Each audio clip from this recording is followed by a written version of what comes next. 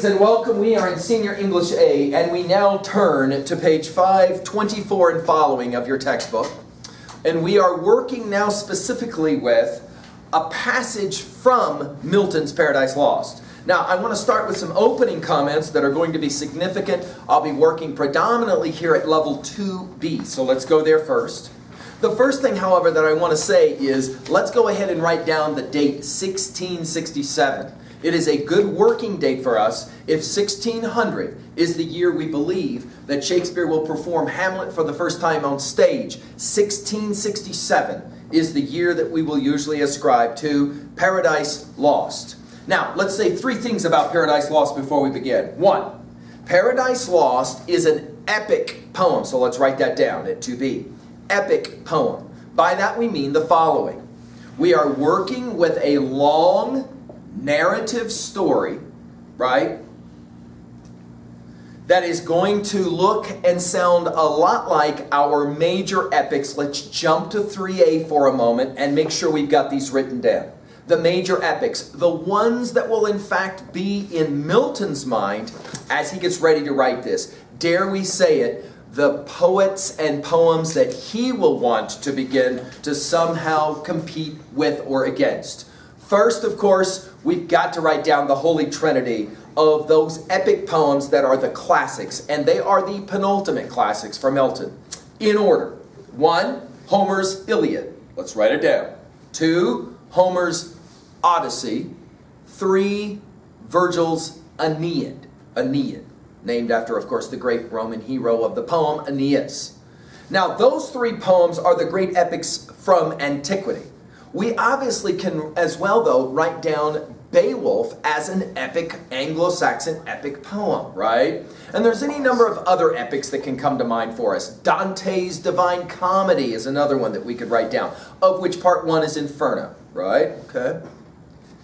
Now, what is it about epics, number 2, we're going to say here. What is it about epics that are significant? Always are going to involve a major epic hero, write this down, and a major epic battle. Write that down. You always have to have those two. Okay?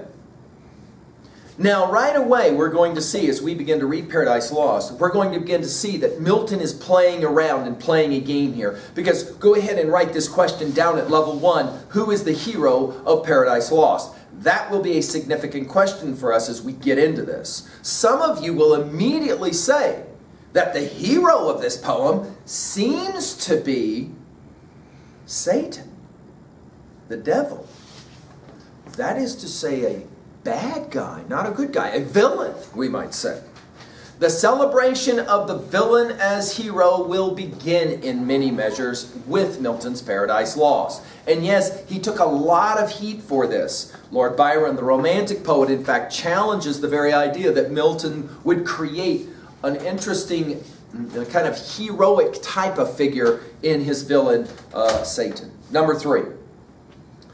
Very important. Milton decides, as I've already mentioned in another lecture, Milton decides that what he is going to do is to retell the famous story from the Bible, the book of Genesis, the story about the very first man and woman, Adam and Eve, placed in the Garden of Eden, where they are told not to eat from a special tree, a tree called the tree of the knowledge of good and evil. For those of you, of course, who are following this in my other lectures, we're talking about Genesis chapter 3.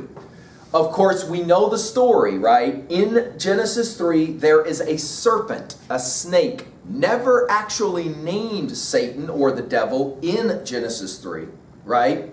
But later tradition will, of course, ascribe to this serpent or to this snake, Satan, the devil. And Eve will be tempted to eat this forbidden fruit. No, it's never called an apple in Genesis 3. It's just called the forbidden fruit.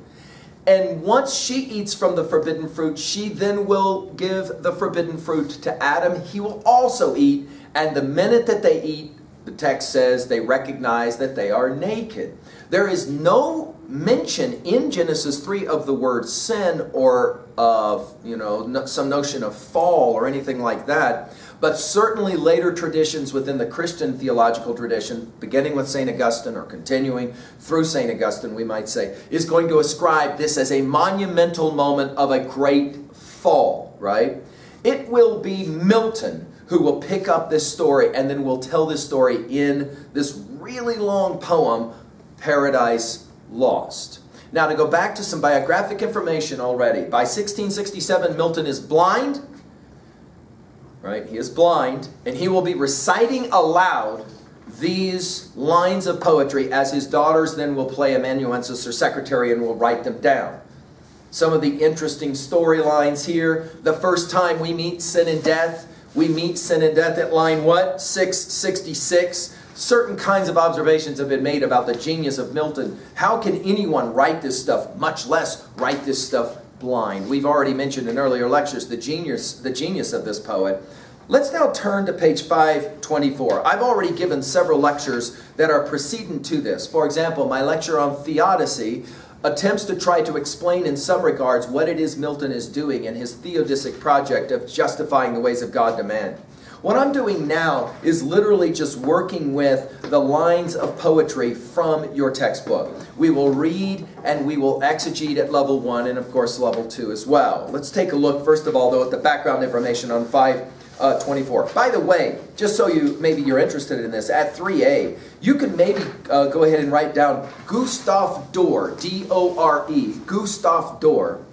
Doré is the artist who is providing these drawings for us. Milton did not publish Paradise Lost with illustrations, but Gustav Doré's illustrations are very famous. I would recommend, if you want, that you simply type into Google Milton Paradise Lost Gustav Doré illustrations, and then when they come up, hit that images link, and you will see lots and lots of these really creepy but kind of cool drawings from Paradise Lost.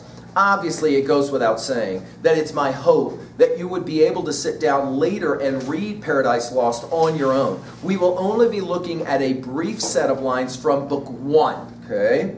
Let's read together background information. Paradise Lost was written as the dust was settling after years of war and turmoil. From 1642 to 1660, the government of England went from a monarchy to a commonwealth ruled by a parliament, to a protectorate ruled by one man, Oliver Cromwell, to a monarchy, a king. During this 2-decade period, no matter which side a person was on, he or she experienced both defeat and triumph. Perhaps Milton wrote Paradise Lost because he sensed that the nation needed an anchor, a literary work that would once again help define and unite a culture. His explanation of God's reason for allowing suffering in the world, that's what we call theodicy, Theodicy, theodicy, and the dark, proud figure of the rebel Satan pitted against God in civil war must have led readers to reflect on England's own civil war. Let's turn now to the opening lines of Paradise Lost on page 526, and what we will call for your notes at level 2B, the invocation of the muse. To invoke means to call. The muse, of course, for the invocation of the muse, we will see this, the opening lines of the Iliad, sing, O goddess of the rage of Achilles, right? In other words, what is going to always happen for Homer is you call on the gods to help you tell this story that you are about to tell. Here, Milton will play a very similar game in the opening 26 lines. So let's write this down at level 1. Book 1, lines 1 through 26, become really famous lines because this is the introduction to Paradise Lost. Let's read, and because this is such a long passage, what I've elected to do with you is I'll read for a while, and then we'll just take some notes at level 1 and 2, okay, and possibly at 3. Let's go ahead and work. Opening lines, page 526 of your hymnal. Follow along with me, read along with me. Of man's first disobedience, we're thinking here, of course, of Genesis 3, Adam and Eve, and the fruit of that forbidden tree, the fruit that they ate from, whose mortal taste brought death into the world and all our woe with loss of Eden. In other words, once they ate from the forbidden fruit, they were thrown out of the garden, And the story then goes that because they ate from the forbidden fruit and were thrown out of the garden, that is why sin entered the world, and that is why we have bad things in the world. That is to say, the theodicy question, as we've explained in another lecture. Till things are bad, till one greater man restore us, of course this is the Christian theology, Jesus Christ, and regain the blissful seat. Now the invocation of the muse. Sing, heavenly muse, that on the secret top of Oreb or of Sinai didst inspire that shepherd, Moses, who first taught the chosen seed, Hebrews, in the beginning how the heavens and earth rose out of chaos. Moses is believed to have been the author of the book of Genesis and therefore the story of the creation, right, of the world. Or, if Sion hill delight thee more, and Shiloh's brook that flowed fast by the oracle of God, I thence invoke thy aid to my adventurous song. Look what he calls his poem, an adventurous song, right? In other words, this is going to be a story about an adventure, right? That with no middle flight, he says about his poem, Paradise Lost, intends to soar above the Ionian Mount. And by the way, on a number of these, I'm allowing you just to read your footnotes here. For example, notice that the Ionian Mount here is the Mount Halcyon in Greek mythology, home, of course, of the Muses. Milton is drawing a comparison between the epic he's now presenting and the epics written by the classical poets Homer and Virgil, as I've already pointed out. While this poem pursues, line 15, things unattempted yet in prose or rhyme. Let's just put it at level 1. Milton will say, I am going to try and write something that has never been attempted before. Now, some people will consider this Miltonic conceit, right? Others will argue, you know what, this is just Milton trying to really give us an idea of what is about to come. He's going to say it right away. This is one of the greatest poems ever written. Whoa! He will say this before the poem actually has ever been actually written and published, right? Can we just say it out loud? We know this from those earlier sonnets, remember, that we looked at? Milton is a man of incredible ambition, right? He wants to write something that will make him really famous. And of course he does it. He pulls it off, right? Notice we continue now. And chiefly thou, O Spirit, that dost prefer before all temples the upright heart and pure, instruct me, for thou knowest, thou from the first was present, and with mighty wings outspread, dove-like, sat broodest on the vast abyss and made it pregnant. Now he calls to the muse, ostensibly to God. What in me is dark, illumine. This makes sense, of course, on a multiple number of levels. Here he could be saying, what I don't know, please help me to know. But of course, we as well are familiar with the fact that Milton is blind. So what is in me dark, illumine, means even though I'm blind, help me to be able to see what I have to see to tell the story. What is low, raise and support, to the height of, notice what he calls his poem, this great argument, I may assert eternal providence and justify the ways of God to men. Let's put it in our notes. Milton is not just writing to entertain. Milton is writing to create an argument. Again, go back to my lecture on theodicy, right? Why is it the case that terrible things happen in a world created by an all-loving, all-powerful deity? Milton's answer will be a very simple answer. It is that Adam and Eve in the garden were created having free will, sometimes called agency. The idea is they had to be able to choose to obey or disobey God. Because they disobeyed God, two things happened. One, they were thrown out of the Garden of Eden and therefore could not live forever. That is to say, mortal taste. Back to line 1-2 of the poem. Two, because they were thrown out of the garden, sin enters the world and therefore bad things. And this is why bad things happen in a world created by an all-loving, all-powerful deity. Of course, we'll have to argue whether this is an argument that makes sense, but first you have to read Paradise Lost to know Milton's argument. So now we turn to the actual poem itself. Let's continue to read. I'm on page 526. Say first, for heaven hides nothing from thy view, nor the deep track of hell. Say first, What cause moved our grandparents in that happy state, Adam and Eve in Eden, favored of heaven so highly, to fall off from their Creator and transgress His will for one restraint, lords of the world besides?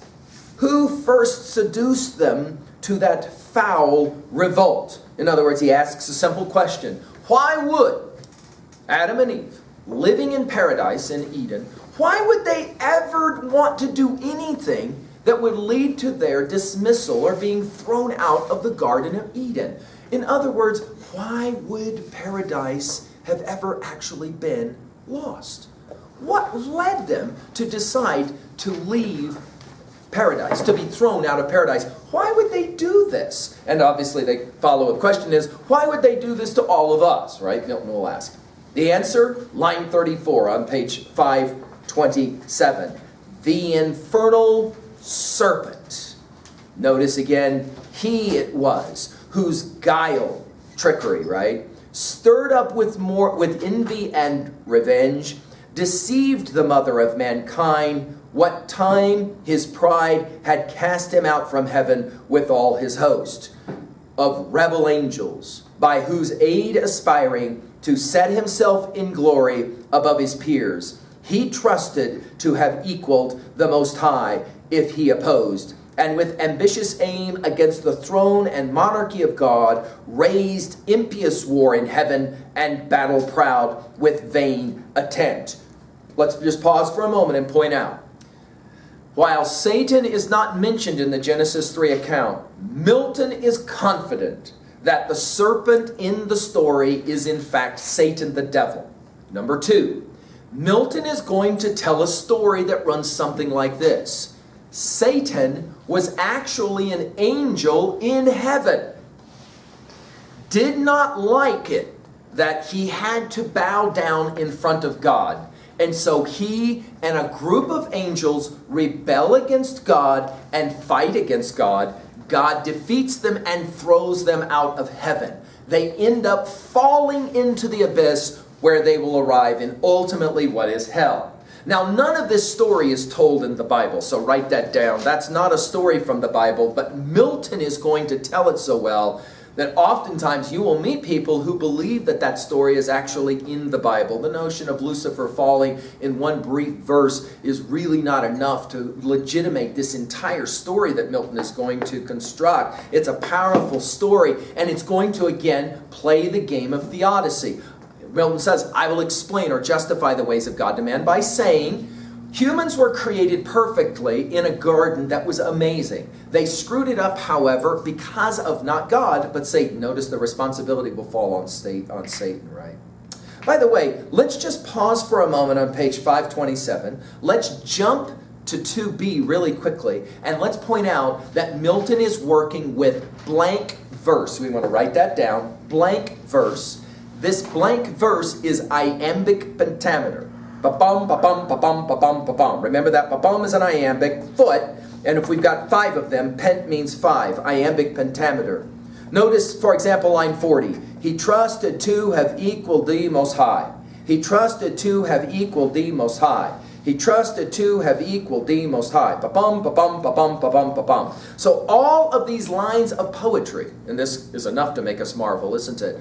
All of these lines of poetry are written in iambic pentameter. However, notice it is, for your notes at 2b, this is significant, unrhymed. We're not going to have rhyme scheme like we have, for example, in those sonnets of Shakespeare that we were studying, or even the sonnets that we were studying of Milton. Rather, we're just going to have blank verse, unrhymed iambic pentameter. We'll continue now at line 44 and following. Him, the almighty power, hurled, Satan, hurled headlong, flaming from the ethereal sky with hideous ruin and combustion, down to bottomless perdition, there to dwell in adamine chains and penial fire, who durst defy the omnipotent to arms. In other words, let's put it in our notes at level 1. Once Satan is thrown out of hell by God, he then turns around and decides, once Satan is thrown out of heaven by God, he then turns around and decides he is going to fight, take arms, fight against God. Okay? Let's keep reading. Line 50. 9 times the space that measures day and night to mortal men. He with his horrid crew lay vanquished, rolling in the fiery gulf, confounded though immortal. But his doom reserved him to more wrath. For now the thought both of lost happiness and lasting pain torments him. So let's put it in our notes. Once Satan ends up in what ultimately will become pandemonium, is the word Milton will invent, hell, down there, Satan will then begin to remember what it was like to be in heaven, and that causes him torment, right? Round he throws his baleful eyes, line 56, that witnessed huge affliction and dismay, mixed with obdurate pride and steadfast hate. At once, as far as angels can, he views the dismal situation waste and wild. Now we're going to get a little description of where Satan is. A dungeon, horrible. Let's pause for a moment at 3a and just point out, this will read in some ways very similar to the description in Beowulf Part 2 of where Grendel's mother lives. Remember that subterranean realm that's kind of really grody and scary? Similar situation. A dungeon, horrible on all sides, as one great furnace flamed, yet from those flames no light, but rather darkness visible. In other words, we have flames, but we have no light. It's terribly hot and uncomfortable, but we have no light. In hell there is no light, only in heaven, right? Served only to discover sights of woe, regions of sorrow, doleful shades where peace and rest can never dwell. Hope never comes that comes to all, but torture without end still urges, and a fiery deluge fed with ever-burning sulfur unconsumed. Let's just point it out. This is one of those poetic descriptions of hell that will become very, very famous. I said in another lecture that if you were to take a yellow highlighter and sit down and read the Bible from Genesis 1 to the end of the book of Revelation, the end of the Bible, and with that yellow highlighter you were to actually mark every time the word hell is even mentioned or any descriptions of hell, you'd have a whole lot of ink left in your highlighter. There is not a lot in the Bible about hell. Well, then how come we